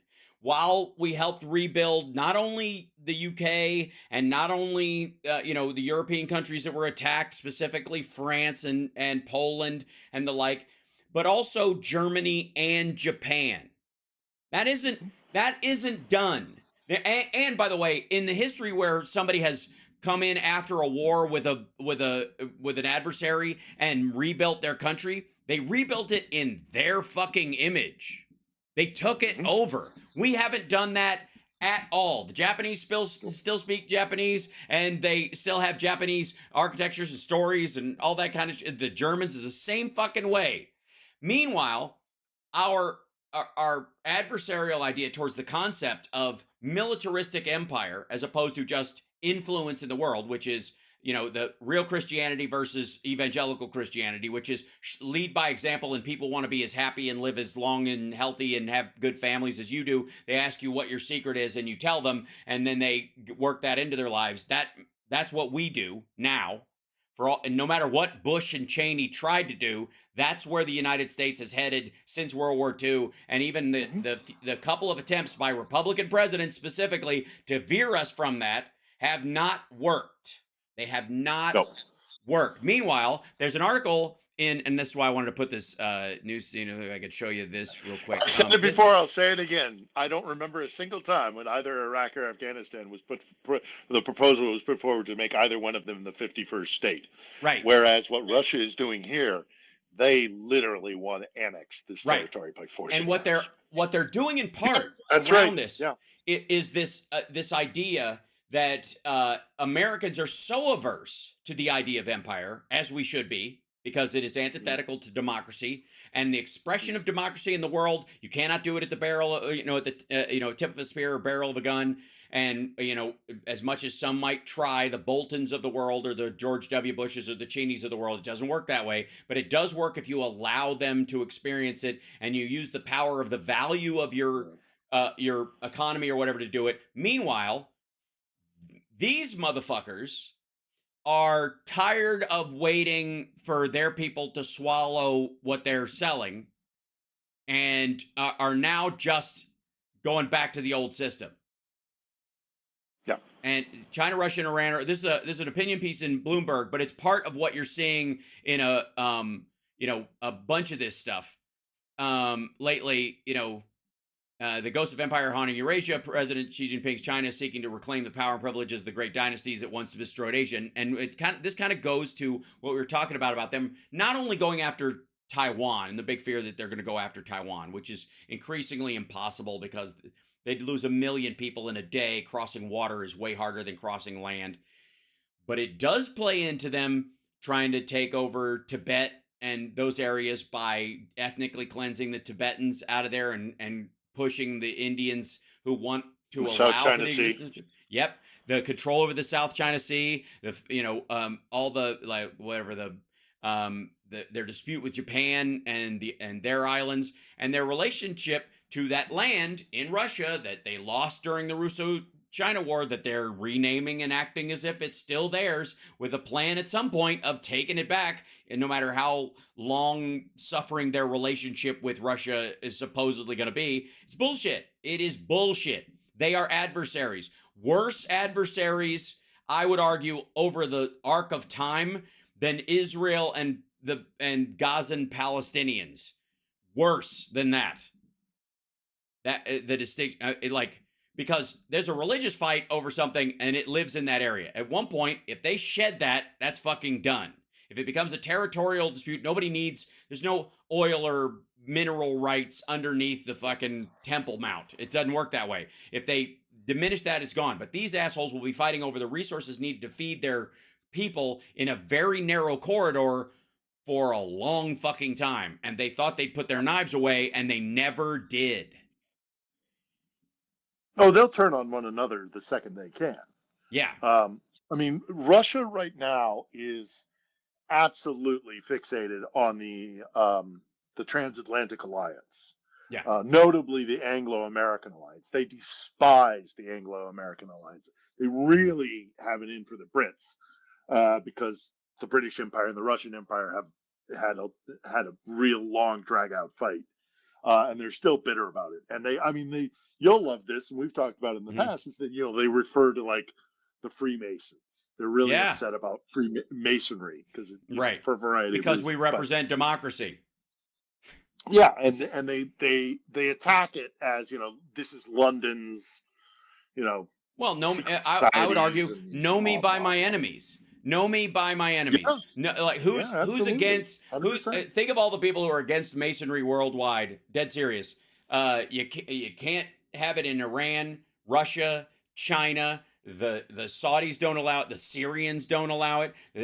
And specifically in and Alex fucking Jones, David Icke, like people who are trying to create their own cult idea, right? Is specifically under that that they're trying to, like, they create an enemy out of somebody else. That's who they choose. So again, I'm proud to have those people as my enemy in that regard. Alex Jones and Vladimir Putin have the same feeling about Masonry amongst them, either because the idea that people could sit and get along with each other is antithetical to their system. By the way, if I may, real quick, there's another story I wanted to bring up and talk to you about. There's another one I want to bring up as well. Okay, we'll go ahead first. But you go ahead. No, you want me to go first? I'll go first.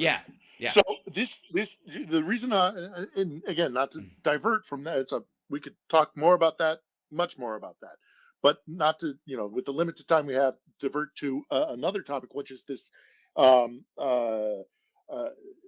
this idea that we saw from Marjorie Taylor Greene recently about, like, religion's under attack in Ukraine. Nothing could be further from the truth. And it is interesting for me to hear that sentiment being expressed, because there's one religious sect in Ukraine that has been limited and has had their activities curtailed. And that one single religious sect happens to be controlled by a former KGB agent, the Patriarch in Moscow, Kirill. The Ukrainian Orthodox Church is not a church. It is a fifth column here. Right. And so that's what's happening when it comes to religious freedom in Ukraine. She's got it completely wrong, and so do the other MAGA, right, who say this, religion's under attack in Ukraine. Not true. It's a spy ring that is under attack in Ukraine. But contrast that with all the things, and I'm hoping that Ukraine pushes this narrative further as we continue through the election period, and for this period of questioning whether or not we support Ukraine or not. We contrast what's happening in Ukraine with attacking a spy ring posing as a church to what is happening in the occupied territories as Russians come in. One of the very first things we do, and we have numerous reports of this, they go in, and anybody who is in particular kind of the evangelical elements of Protestant churches or Jehovah's Witnesses or Mormons, or what spurred me was you're talking about Masons in that capacity. They hunt down these groups, and anything that is not Russian Orthodox and is not within the Russian culture and identity, they attack it. So it's so bizarre to me, and it's because they take GRU talking points, but it's so bizarre to me to see people who are, they're Southern Baptist, or they're, whatever, they're this Pentecostal or whatever. That would be the first thing that Russian troops, when they rock up into a town that may have had, a Mormon mission that came through and got some adherents, they hunt those people down and they shut it down first thing, because this is empire. This is religious fanaticism, white Christian nationalism, all those kind of things. And maybe I just answered. It can my hide own under question the as to under why the veil of the that's what like them. Yeah, exactly. that they care about it, right? but Russia, the persecution of religion is not happening in Ukraine. It is Right. happening in occupied territories by Russians who loathe anything that isn't, Russia, Ruski Mir. It isn't, the Russian culture and way of life. So Okay. that talking point, if you hear it, baloney. Put it away. Okay, I have some breaking news, some genuinely Okay. breaking news. The text Okay. for the Ukraine aid bill has been made available, as has the Israel funding and the Taiwan support structure. And good news in that it seems to be, and I will read through the whole part of it, but it seems to be the entire amount. It's actually a little bit higher. It's not 60 billion, it's 69 billion. It's higher than that, and it has addition. It is tied to emergency supplemental for related expenses for the military for the fiscal year ending September 30th, 2024, and for other purposes. Meaning that this is not just Ukraine funding; it is still attached to the regular emergency provision for the military in the United States, for our military. Now, that's how it has to go. But the 69 would be earmarked for Ukraine. Yes, 69 billion. Here, I'll run you down this part of it, okay? But this is the Works for me. generalized, the working. Oh, okay, you got it. Amount of military, yeah. There's, they run through each of these, like military personnel for the Marine Corps. There's emergency supplementals that they asked for this year. Like there's 207 million for military personnel in the Army. There's at the top of this thing, 3 million for military personnel in the Marine Corps. Additional amount for military personnel, 23 million in the Air Force. These are funds that, and this is where you get into to remain available until December 31st, 2024, to respond to the situation in Ukraine and for related expenses, meaning that they've passed along stuff already, so to Ukraine, and therefore they have to rebuild their stocks. And so that gives them the ability to transfer some of this stuff going forward through the end of the year, is the idea. Space Force, $4 million for something they're doing. Now, this gets to the real part. Yeah, operation and maintenance in the Army. There's $4 billion to remain available until December 31st, 2024 to respond to the situation in Ukraine and for related expenses, provided the amount is designated by Congress. They all say this for the Emergency Supplemental Act of Deficit Control Act of 1985, which it does. It's as long as it's not illegal, you can have it, and it's not. There is here it is. Operation and Maintenance Marine Corps. For additional amount for Operation and Maintenance Marine Corps, 69 million. Where we go? There you go. Yeah. To remain available till December 24th.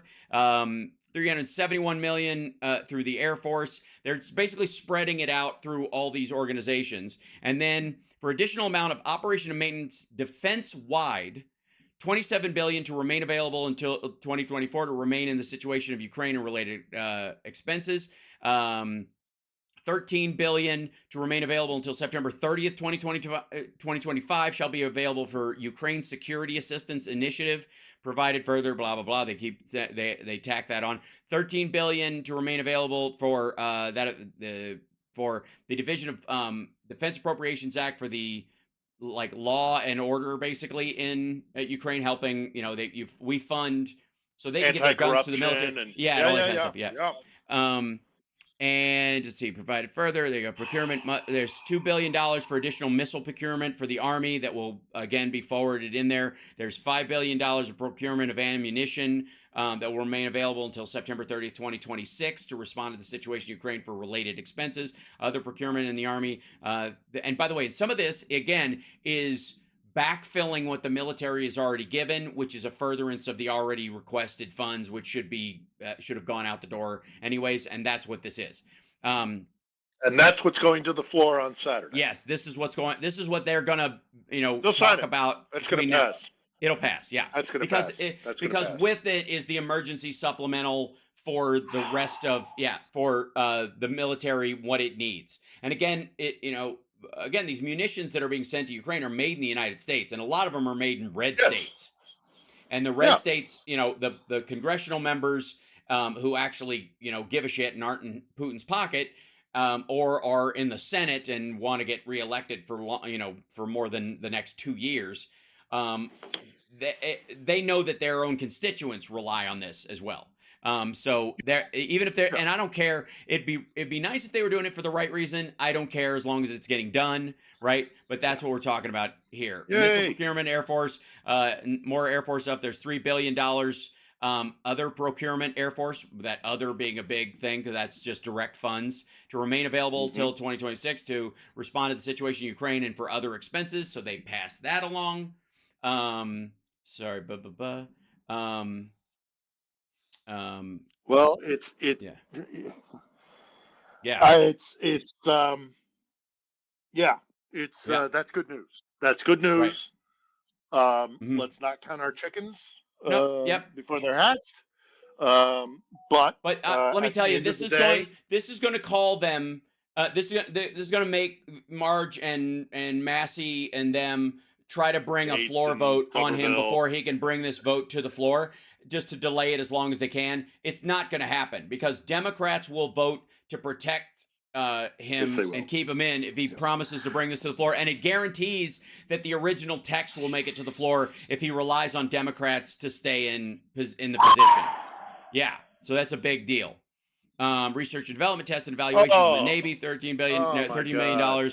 to remain there. Yeah, it's all segmented into these different projects throughout. So it looks pretty good Well, in that regard. that I will will go through it even certainly, more, but so yeah, far, yeah. yeah. We'll talk about it on Saturday, for sure. Look, that is Hmm. fantastic news. That is, Hmm. it's a weight that I have been carrying around Yeah, for months, and right. it's been tough for me to look Of people in the eye course. here and have a conversation because we've let them Hmm. down in many ways, and I kept saying to them, Right. it will happen. It will happen. Hmm. Ultimately, we will support Ukraine because we know it's the right thing to do, Right. and it's in our interest. Uh, and that also we have clearly, and I am I so happy to hear that news, and I don't want to thank you, deviate Shenju. from it. I don't want to deviate from it because that's great news, but it's also something we need to recognize, and I think this is exposed. This Hmm. On both sides of the Atlantic, we got a problem in the Yeah. Western world with Russian infiltration of our politics. Whether they are actually, you know, um, useful idiots that are being supported by Moscow, Hmm. or they're just fellow travelers and believe in white Christian nationalism and kind of buy the propaganda line coming from Hmm. Moscow.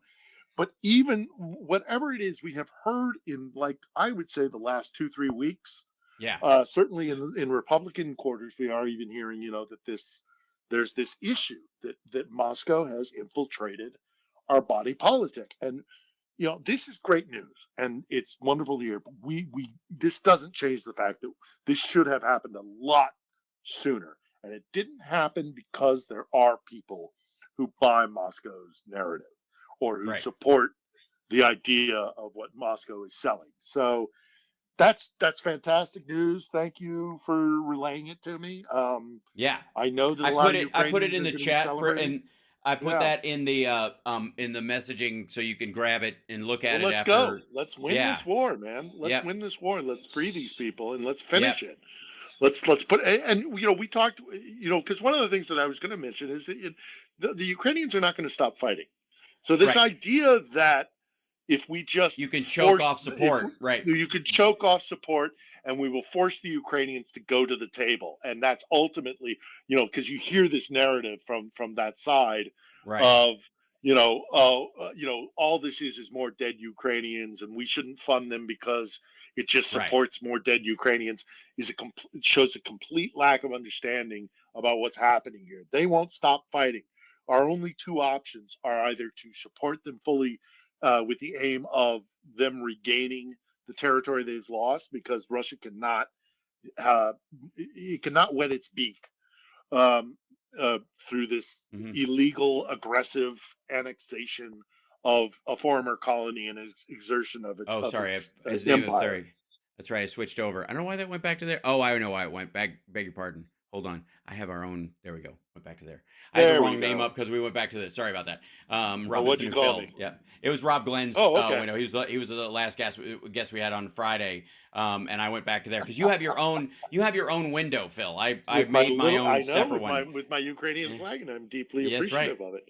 Yeah, Um, oh, that's such good news. yeah. But just to finish my thought, Hmm. this is the right thing to do, not only because of our interests Hmm. in making sure that liberal democracy flourishes and isn't subjected to Moscow's Right. domain. It's live Hmm. under Moscow's thumb. Um, but it is because the Ukrainians will not stop fighting because they know their enemy better Yes. than we do, and they know what this will mean for the future of this country. So Hmm. they will keep fighting. And I've said this before, and this is great news, but it supports what I said previously in that we either support these people towards victory Yeah. and towards recovering the land that they rightfully um, that is It's rightfully rightfully theirs theirs. and which we guaranteed. We Yes. guaranteed it. Okay, Which we're obligated, right. or Which we watch a genocide because they won't right. stop fighting here. Which brings me, if I may, to the story I was Yeah, talking about earlier that I wanted to bring up. great news, Hal. Thank you for relaying that. Yeah, absolutely. Yeah.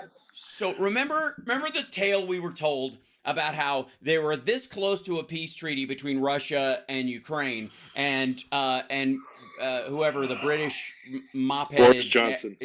Boris Johnson came in and scuttled the whole thing on behalf of the West and America and blah blah blah blah blah. Okay, we now know because Foreign Affairs and New York Times and others have not only interviewed people involved on both sides of the negotiations, but also they've gotten a hold of the draft agreements from both sides.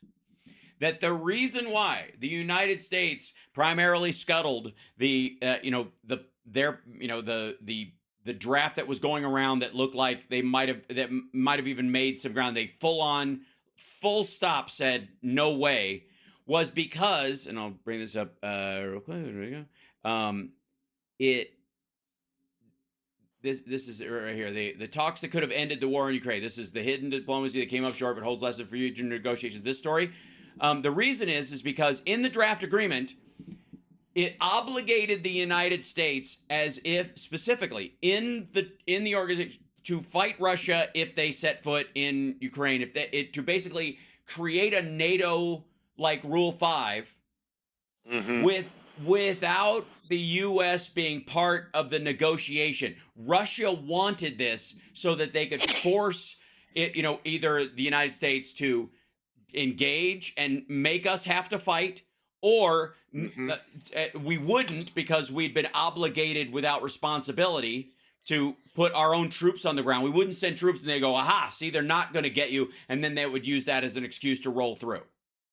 So the reason that peace negotiation was scuttled, because that was a Russian deal breaker, that the security guarantee would have to be, the United States, specifically with U.S. troops in the area. Yeah, Basically, they wanted our people to be human shields. Yeah. There's no way we would sign on that. No, No fucking way. And they knew that. They knew that. They absolutely knew it. That's Moscow. That's what they always do this. They always do this. This is their modus operandi.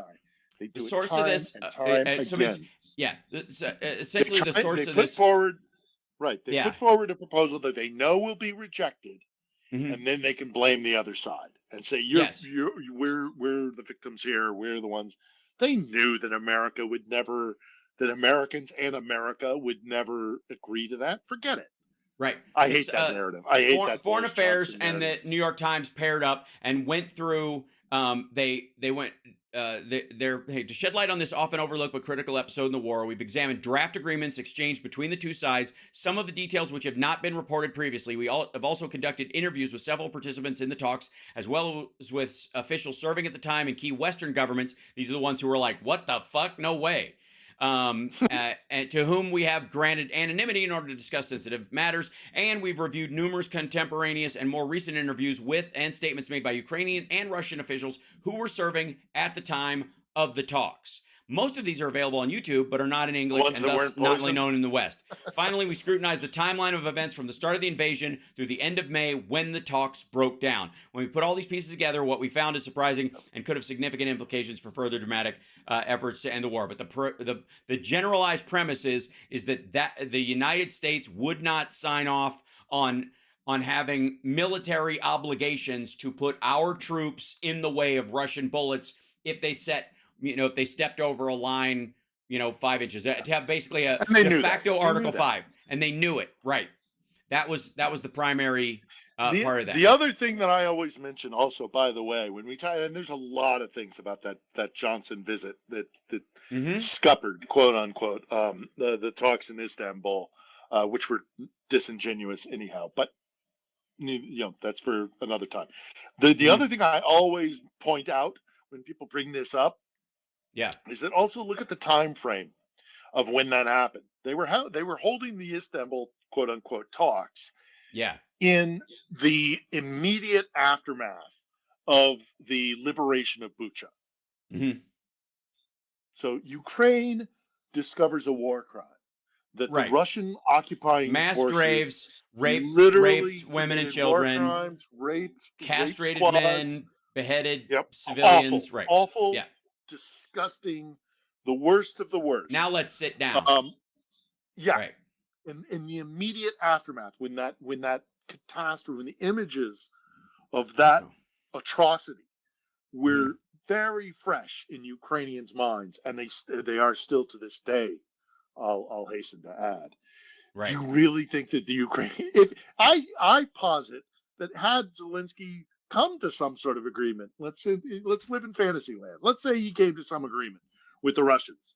If Zelensky had signed a peace agreement in the immediate shadow of Bucha, he'd have been chucked out of office. Right, and that that's would not be that's hyperbole. another goal. That's a Russian goal. Is like And that might have been another Russian goal. Yeah, right. You know how people would react. Yeah. So specifically, I just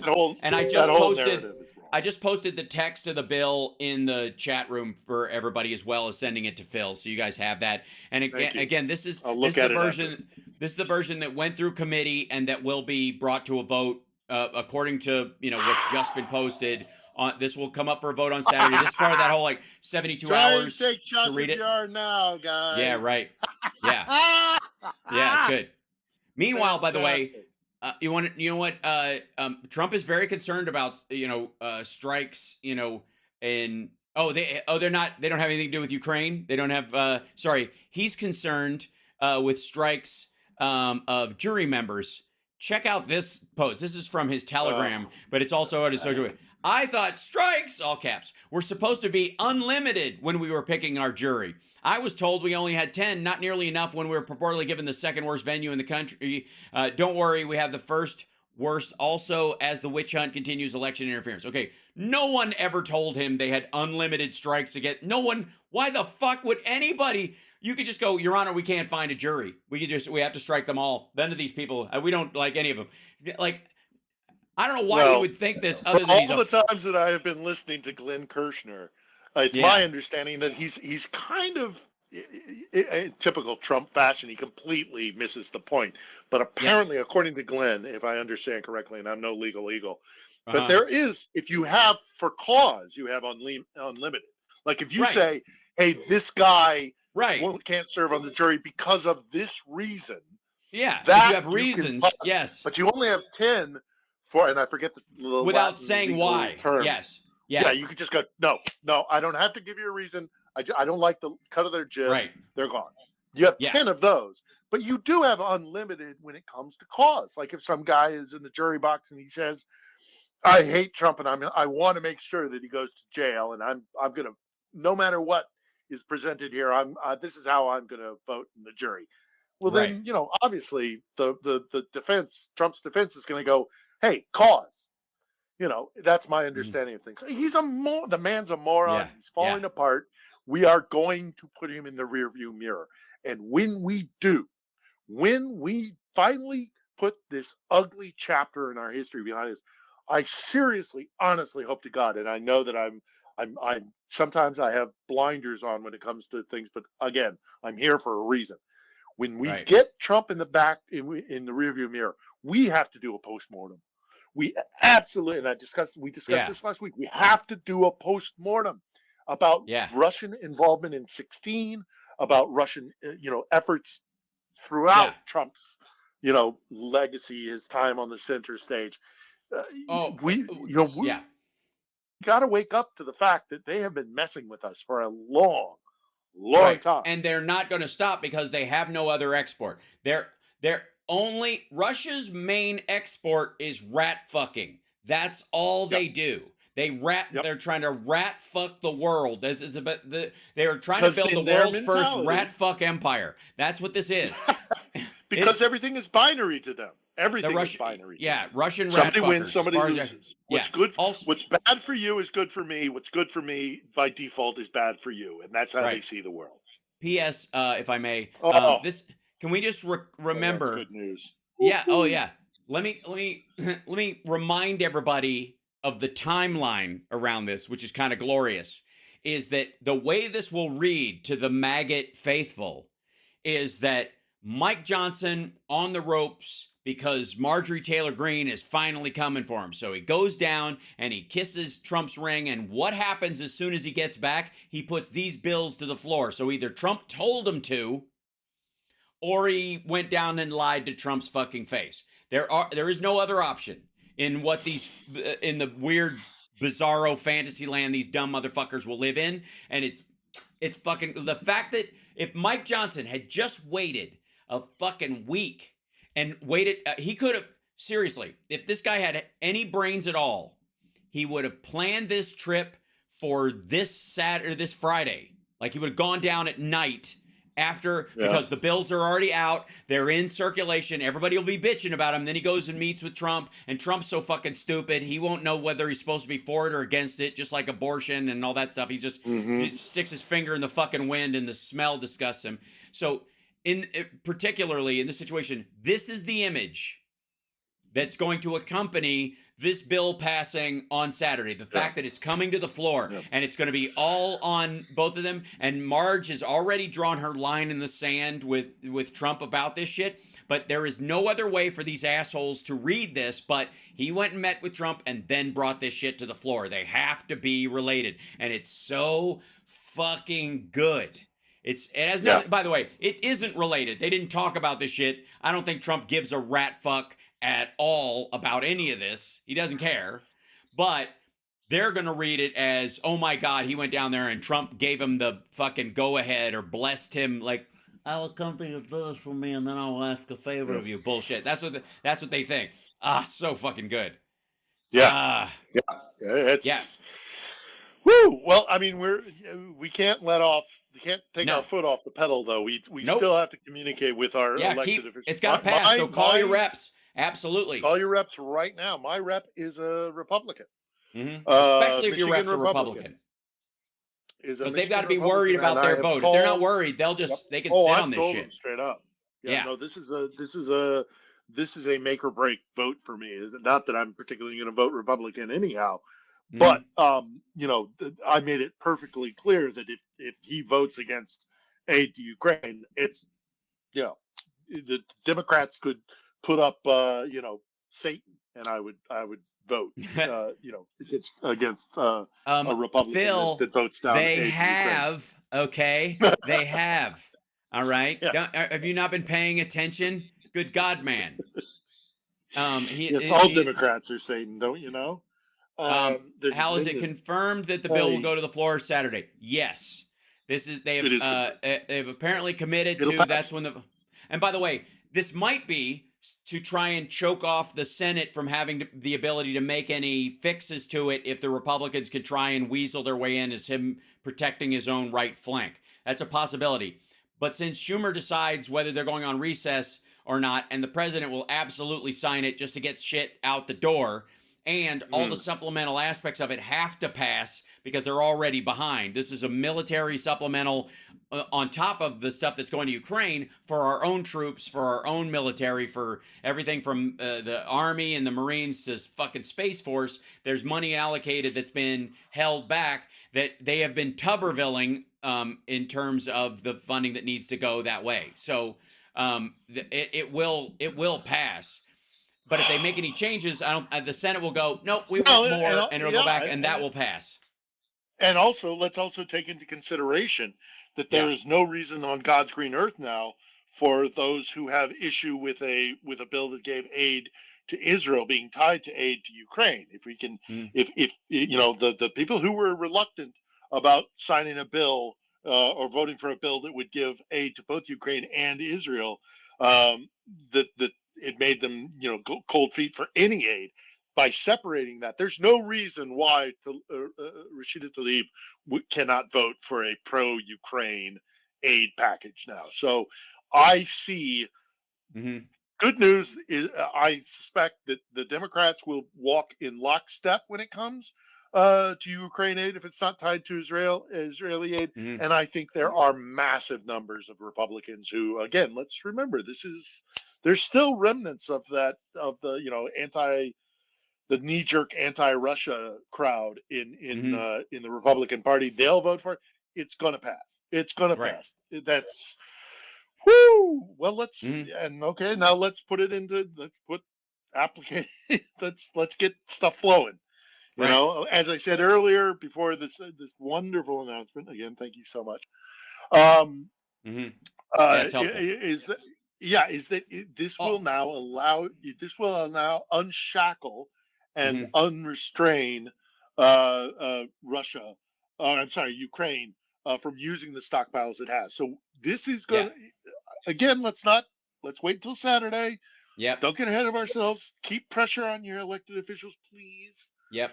I would also argue that this ends this episode as the flailing pile of shit that it actually was, and the worthless, hold back for no particular reason, and means that if there has to be another supplemental in the summer, for example, for one particular thing or another, it has a stronger chance of just happening because it's closer to the election cycle, and they're not going to want to even fucking talk about it. They're gonna pull, if they had any fucking brains, they'd go, look, we don't have enough of a margin to stop this kind of thing. If you want it stopped, you got to vote us in. And then hope there's enough of a pro-Russian vote out there to put them over the top, which there fucking well isn't, even in Marge's district. You know, the only reason these people in Marge's district are voting for her is because they're afraid that Democrats are going to trans their kids. I swear to God. Or that, brown people are going to come up there and start, yelling, where are all the white women at? And those are the two things they give a fuck about. But there's not enough of a F-16s. We're going to have F-16s very, very soon. Yep. So that metric is going to change. So this idea that there was so much, hand wringing and teeth gnashing when the Ukrainian counteroffensive didn't result in some of the expectations that we had hoped for.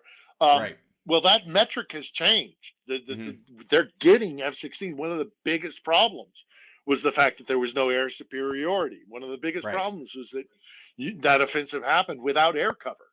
So that's going to have changed. We're going to see Ukraine. I firmly believe we are going to start to see Ukraine make some gains. How soon? How significant? I don't know. But I have been speaking for quite some time with, when I talk to podcasts or when I talk to groups, I was deeply concerned that they were going to lose more territory, but that they would have to, they could lose more territory because ultimately, again, I never believed that Russia was going to be able to take Kharkiv or even a town like Kramatorsk, as we said before this announcement. Now it's even more firmly in my mind.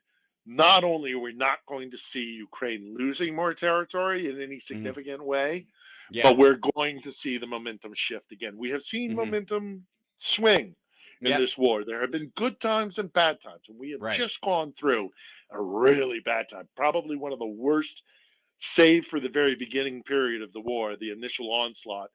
But in terms of how bad things were getting on the front lines, morale was just awful, and Hmm. people were dying and like in huge numbers. Um, but they were they're making the Russians pay for every inch that they were taking. With this announcement and with Yeah. this vote, the advancement of the Russian forces, I believe, if not completely halted, because war is a tricky mistress. But Hmm. this is going to mark things are going to change again. That we're going to see another Hmm. phase of this war. We're going to see Right. another phase of this war with hopefully, and I believe firmly, the wind at Ukraine's back. We will Right. have to see. I have been wrong before.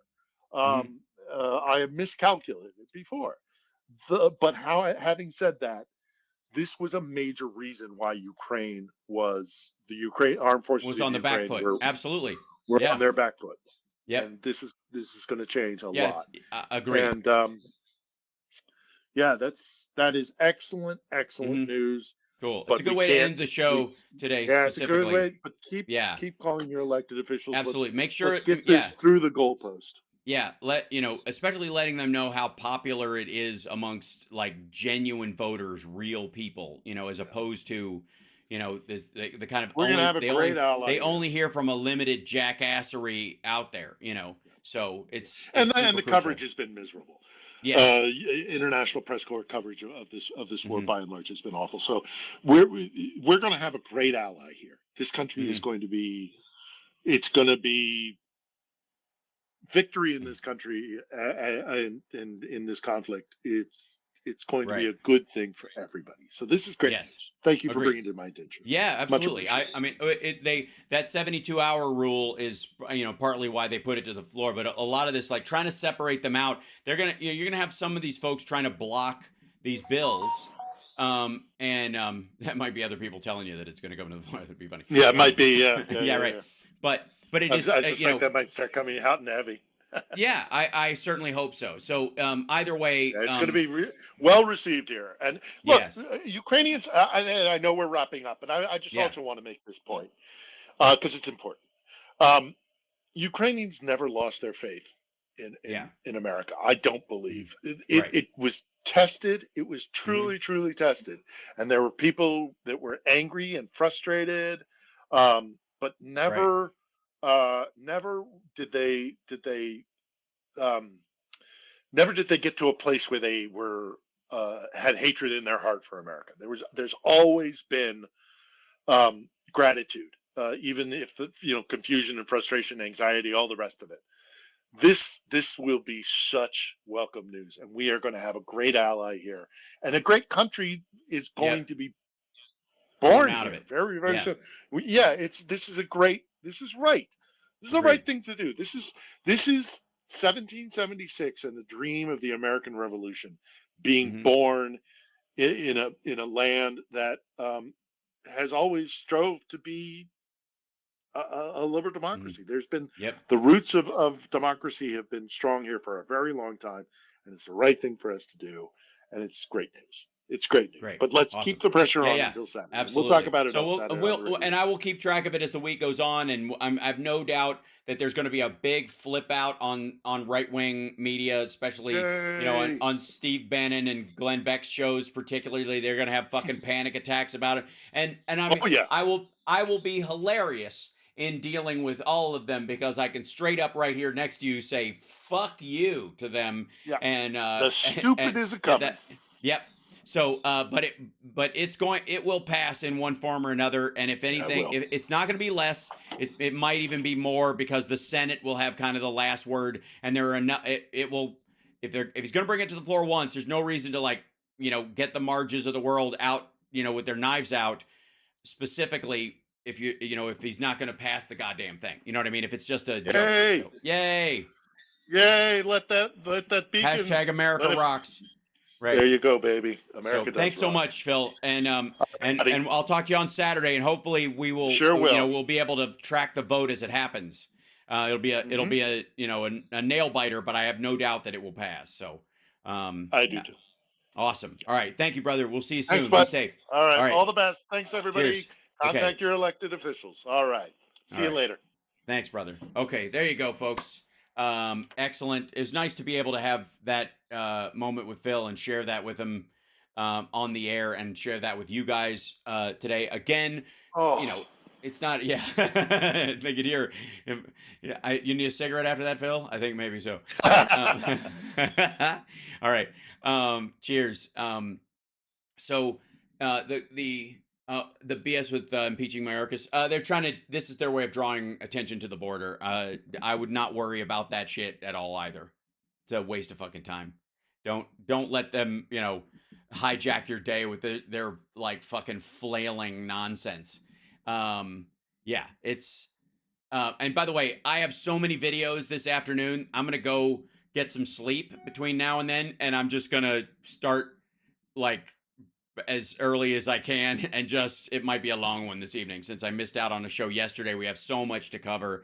Anyways, but I appreciate you guys. Thank you for being here. Thank you for the support. Thank you for helping us boost our numbers by subscribing. Our subscriptions are climbing. It's a lovely thing to see. Take care of yourselves and take care of somebody else. And whatever you do, just know that somewhere out there, there is something really, really scary. And don't say I didn't warn you.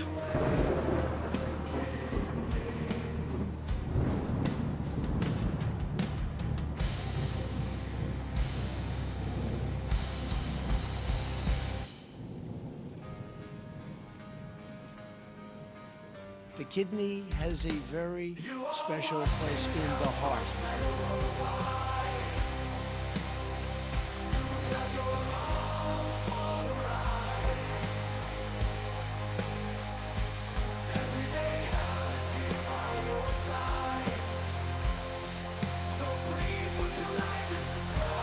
That's all I asked.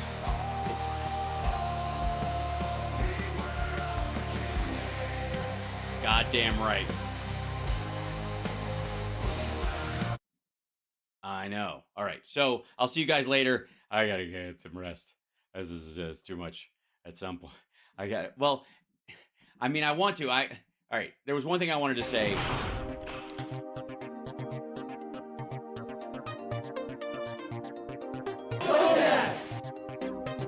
Sportos, motorheads, geeks, sluts, bloods, wastoids, dweebies, dickheads. They all adore him. They think he's a righteous dude.